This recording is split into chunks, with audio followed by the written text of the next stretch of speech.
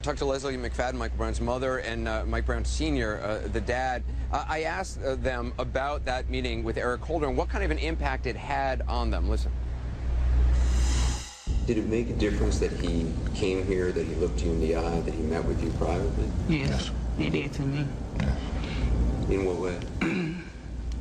Because you can read a person, and when you're looking at them and they looking at you in your eyes, it puts some trust back there that you lost. And he did ensure that it'll be a fair and thorough investigation.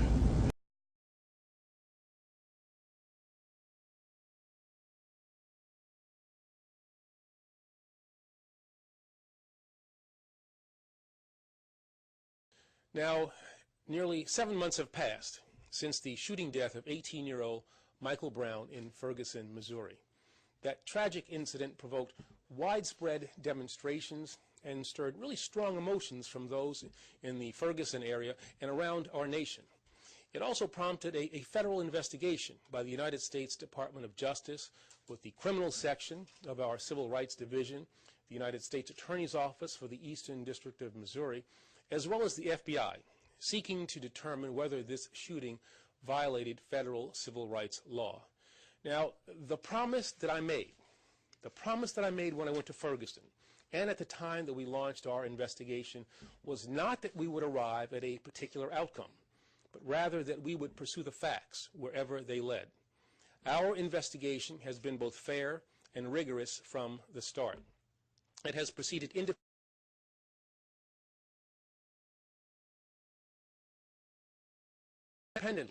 of the local investigation that concluded in November, and it has been thorough.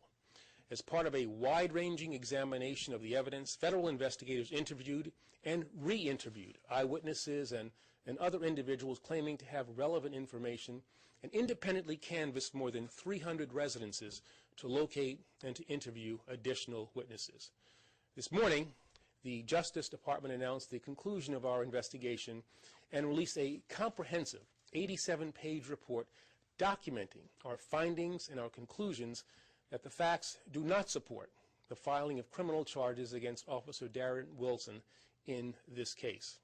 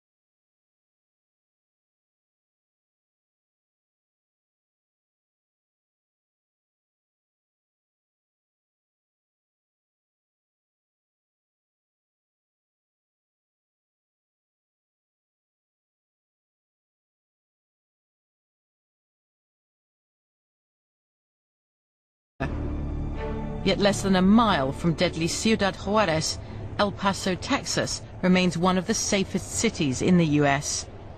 It's also one of the best armed.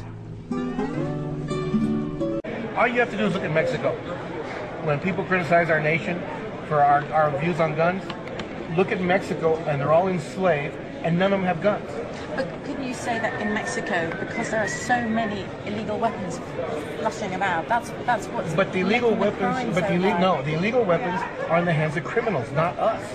Every time they pass a law, it hurts law-abiding people. It doesn't hurt criminals. Criminals don't care. To buy a gun from a licensed dealer in the US, you need a background check.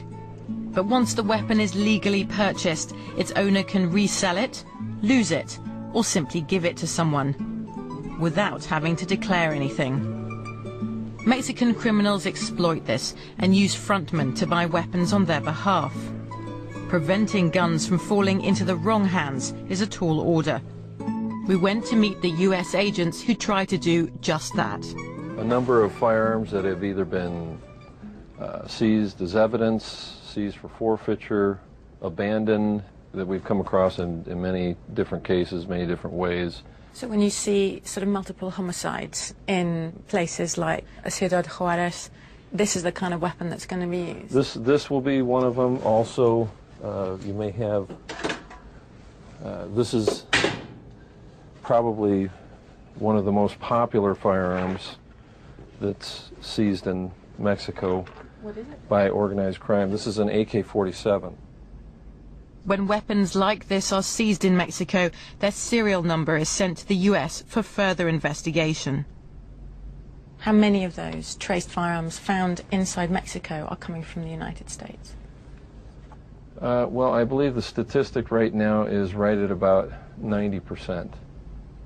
90% of the thousands of traced weapons linked to Mexican drug cartels come from the US.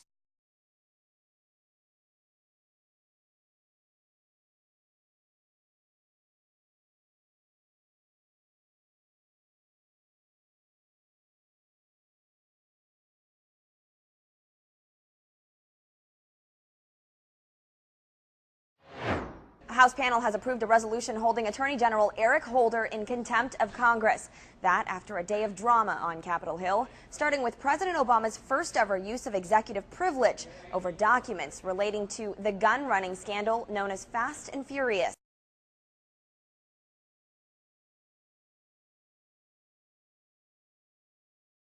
Fast and Furious saw federal agents purposely give guns to criminals in order to track illegal purchases. They lost track of some of those arms, which later turned up at crime scenes, including the murder of a U.S. Border Patrol agent.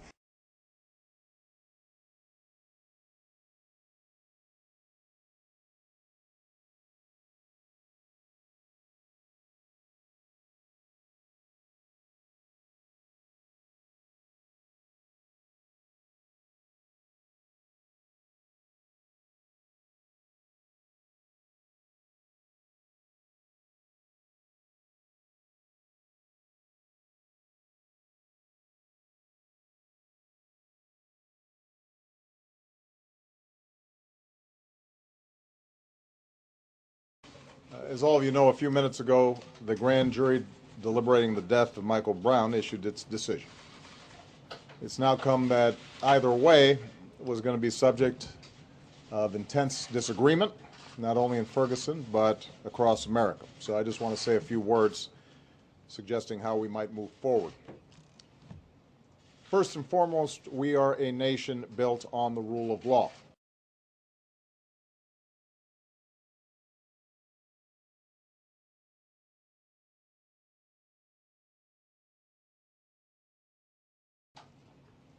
And so we need to accept that this decision was the grand jury's to make.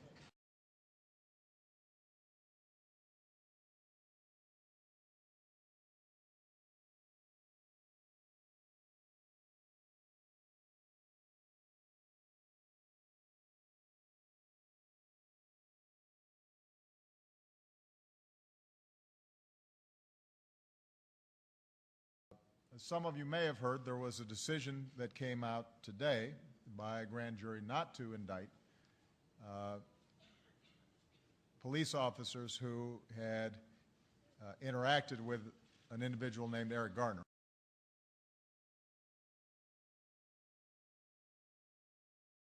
New York City police policy is that chokeholds are not allowed. In New York City. All of which was caught on videotape. Because he was just sitting here. I just came in. Sitting here. Mind my business. The fight breaker, I stop. Yes. Don't say you can put it up on me. That's all right. The people that's fighting just walk away? Are you serious? I didn't do nothing. Where did I go? Then before I have my ID on me. Take you back for what?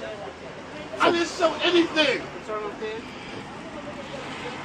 I did nothing. We sitting here the whole time. Who did I sell cigarette to? To who? Not that rich. There's another guy. Easy way or hard way for what? Every time you see me, you want to mess with me. I'm tired of it. It stops today. This guy right here is forcibly trying to lock somebody up for breaking up a fight. Everybody standing here, they told you I didn't do nothing. I did not sell nothing. Because every time you see me, you want to harass me, you want to stop me, trying to sell a cigarette. I'm minding my business, officer. I'm minding my business. Please just leave me alone. Please, don't touch me. Don't touch me. Hold on. Listen, don't touch me, please. Do not touch me.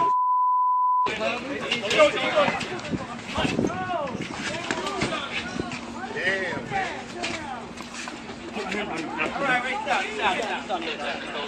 Give your hands, buddy. Put your hand behind your back. I can't breathe. I can't breathe. I can't breathe. I can't breathe. I can't breathe. I can't breathe. Once again, police beating up on people. Back up. Right here. Back up, then get on that steps. Okay. Back up. All he did was break up a fight. And this is what happens for breaking up a fight. This is crazy. Everybody back up, back up.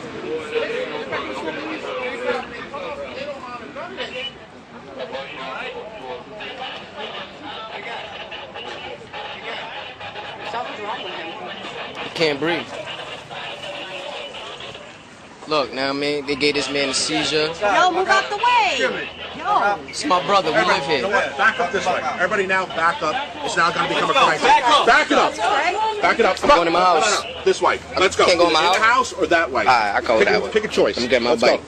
You had your chance to get your bike, sir. Staying over there. Right now we have seen. Excuse me. He's breaking up a fight. He's all right. He's good. It has nothing to do with the fight. It has something to do with something.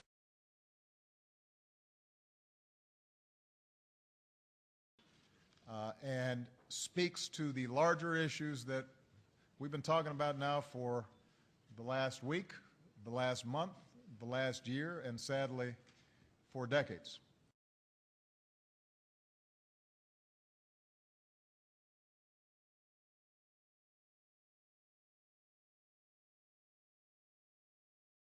And that is the concern on the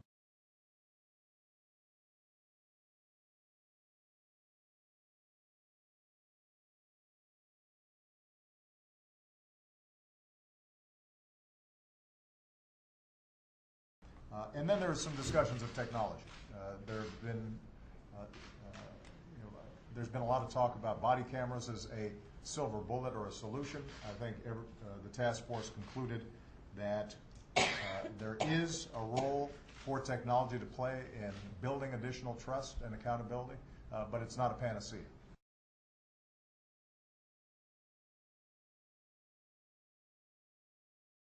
And that it has to be embedded in a broader change in culture and a legal framework that ensures that people's privacy is respected and that not only police officers but the community themselves feel comfortable with how technologies are being used.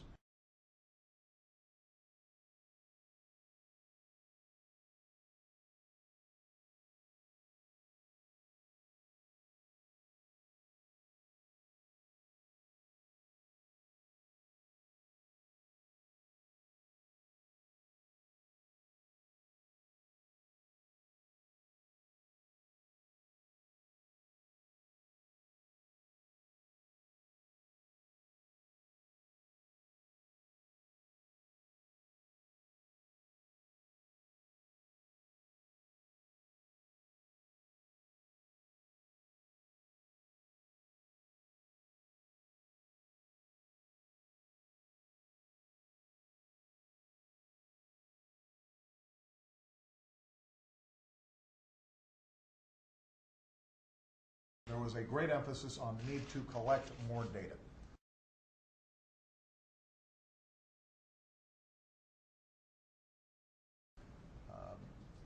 Across this country, we've got 18,000 law enforcement jurisdictions.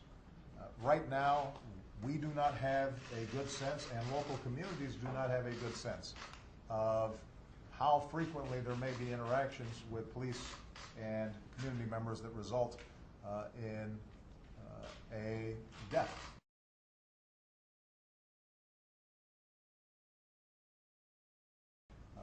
That's the kind of information that is needed for police departments to do their job, to be able to manage their forces effectively, and for communities to be able to evaluate and provide appropriate oversight to the folks who are supposed to be serving and protecting them.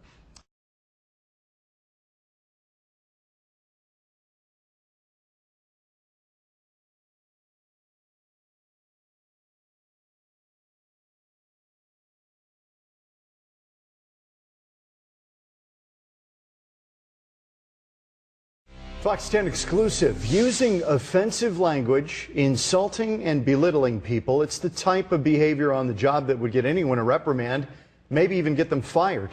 And that's what happened to a Phoenix police officer. That officer wore a department-issued body camera, and after internal affairs investigators looked into one complaint, they decided to start looking back at more of the video, and what they found was shocking, and it cost that officer his job. Fox 10's Mia Garcia has this exclusive story.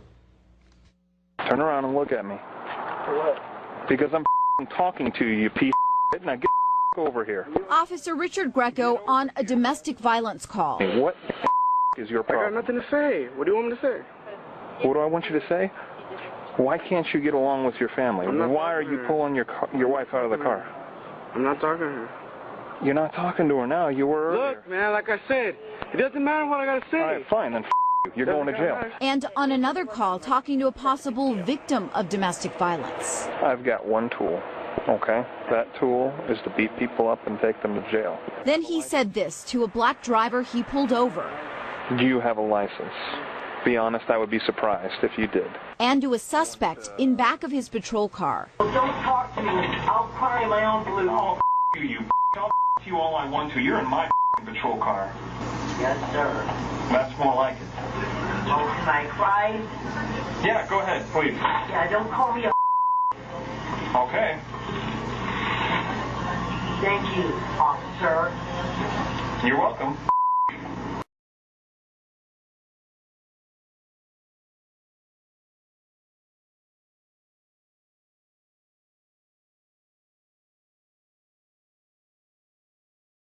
In this car for flashing me with the brights. I did not have my brights on.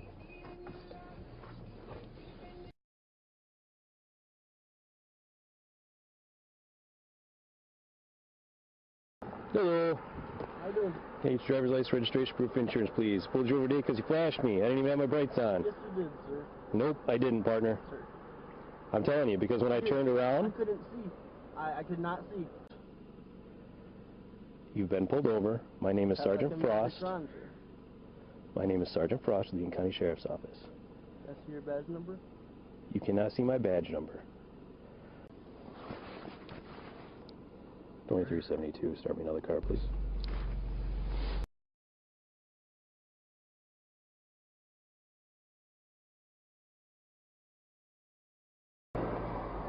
You right now are refusing to give me your ID. I have not committed a crime. Refusing to give me your ID in a traffic stop is a misdemeanor. Right now you're committing a misdemeanor. You have two choices. You can get with the program and start to comply with this traffic stop, or you're going to be taken to jail. Those are your two choices. Driver's license, registration, and proof of insurance, please. I do not have my license, sir. I am going to get it. You don't have your driver's license? I do not have it.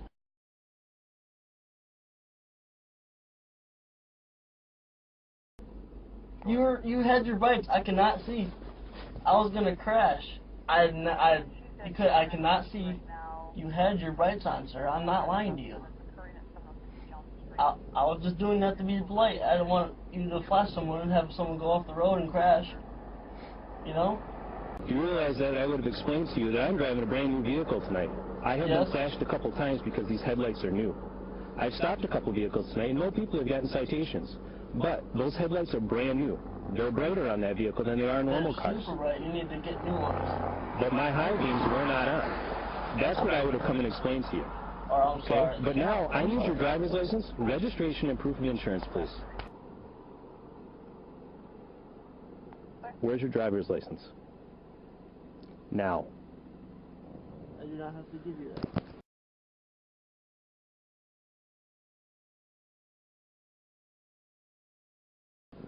Central 2372, start me another car.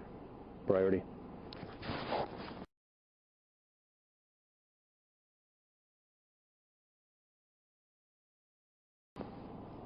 You do have to give me your driver's license. 2372 is requesting priority.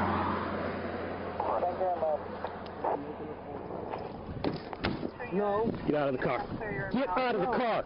I'm telling you right now. No. Hey! You're going to get tased. Do not touch me, officer. Do not touch me.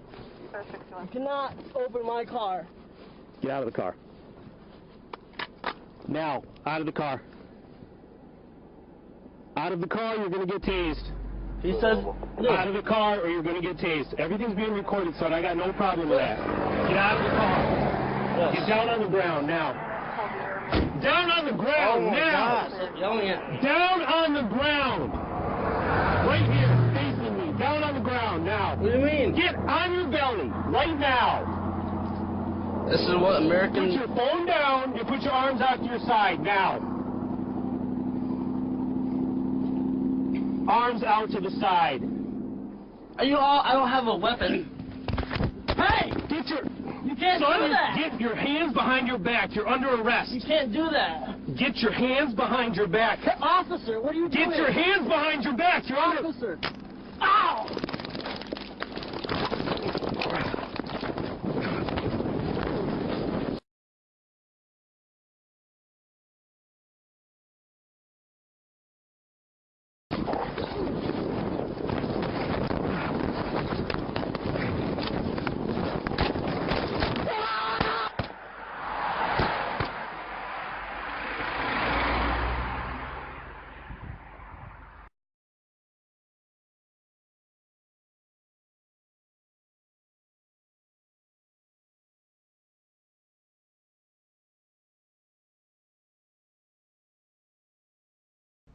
There are going to be some controversial recommendations in here. For example, the need for independent investigations and independent or special prosecutors when there is a situation in which law enforcement has interacted with an individual that results in death.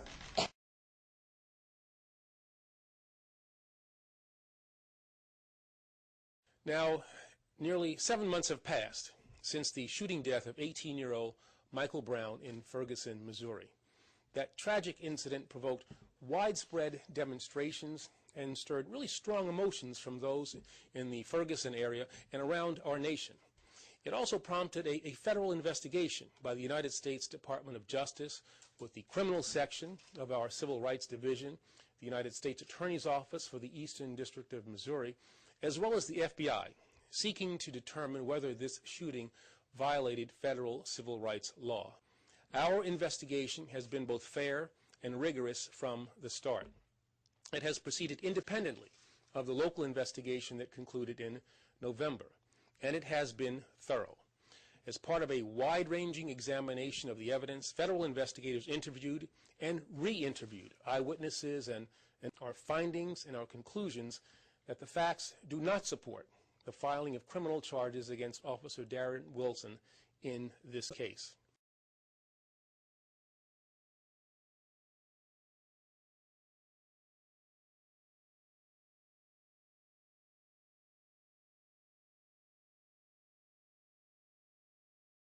Well, remember when President Obama promised to go hard on the banks after the financial crisis? Never again, he said, would American taxpayers bear the brunt of a financial sector crash at the hands of bankers making risky trades. It's a sentiment that was reiterated by Attorney General Eric Holder this week. But let me be very, very, very clear. Banks are not too big to jail. If we find a bank or a financial institution that has done something wrong, if we can prove it beyond a reasonable doubt, those cases will be brought. But if we look at the sheer statistics behind the number of criminal prosecutions for financial institution fraud, you'll notice a shocking trend. Data released by the U.S. Justice Department shows that over the past 20 years, the number of federal prosecutions for financial fraud has gone down significantly.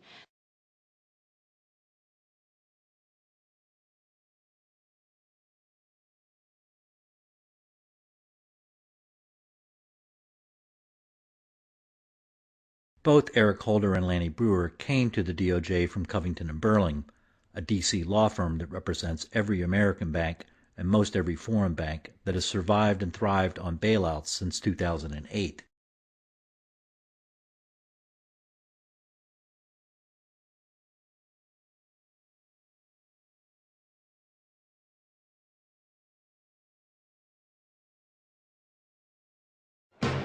Tonight, fraud and potential criminal conduct were at the heart of the financial crisis.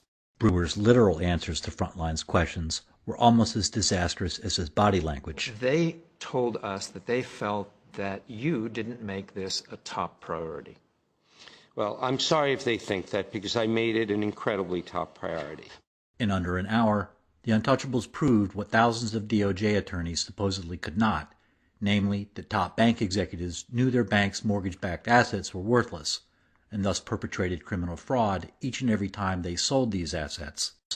Frontline didn't air the most incredible admission that Martin Smith had elicited from Lanny Breuer.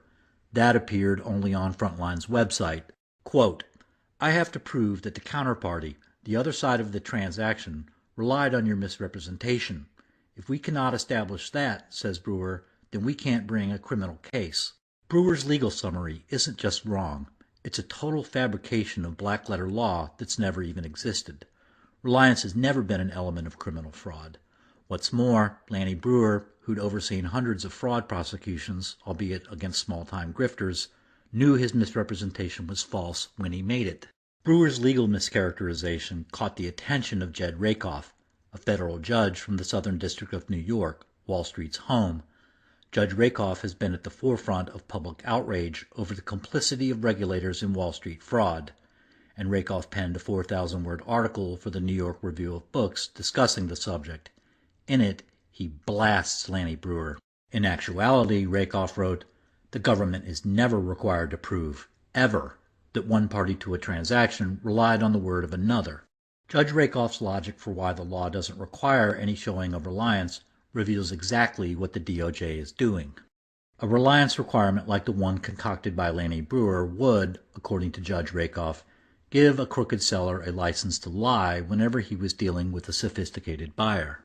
In other words, Brewer's false legal standard has been freely handing the too-big-to-fail banks a license to lie. I was really upset about what went on Wall Street that brought about the financial crisis. Not only almost destroyed the financial system of the United States, almost destroyed the financial system of the world. That doesn't happen if there isn't something bad going on. Some former prosecutors believe the problem is a lack of effort. Justice Department failed. They have not done what needed to be done. They didn't ever try to bring together in one coherent narrative, laying out the entirety of the story against one of the major players and demand sanctions that are meaningful. That, to me, is what has been fundamentally lacking. This video series sets forth far more serious complicity by the Department of Justice, not in mere improprieties, but in outright crimes, many admitted, and not by mid-level employees either, but by the highest officials in the Justice Department. Eric Holder's DOJ has officially jettisoned the rule of law, and his legacy marks a dangerous turning point in U.S. history. The announcement of Eric Holder's resignation came 20 months after that of Lanny Breuer. Breuer announced his resignation as the head of the DOJ's Criminal Enforcement Division the day after PBS Frontline aired The Untouchables, which exposed the DOJ's willful failure to put any Wall Street executives in prison.